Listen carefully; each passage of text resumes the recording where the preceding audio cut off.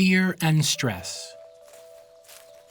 Imagine you're hiking down a nature trail that's bathed in sunlight.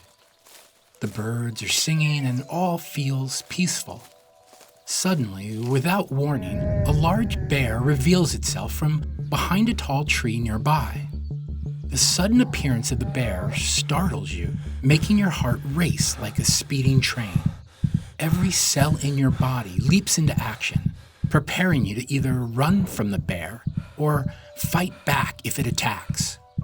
This response is what we call fear.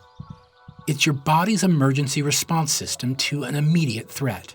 It's like your body's protector, always on guard, springing into action when it detects something. Here's a different scenario. Imagine you're at home, settled into your cozy room surrounded by familiar sights and sounds. The ticking of the clock blends with the distant hum of traffic outside. You glance at your desk and notice a bunch of homework that has to get done by morning. At first, it's just a tiny seed of worry, hardly noticeable. But as the evening wears on, that seed begins to slowly grow. The once comforting surroundings now feels heavy, and the ticking of the clock is now a constant reminder of the approaching deadline. This isn't an immediate danger like the bear, but it is a very challenging task. You feel a sense of anxiety, restlessness, or even a touch of anger.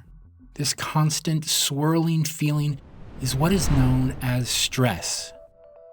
Stress is more like a mini alarm bell, always ringing inside your head. It signals that something is demanding your attention, that there's a challenge waiting to be addressed.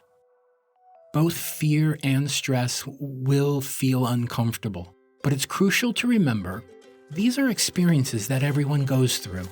They're just your body's natural way of helping you navigate through life's many obstacles. To learn more about fear and stress, visit gcfglobal.org. GCF Global, creating opportunities for a better life.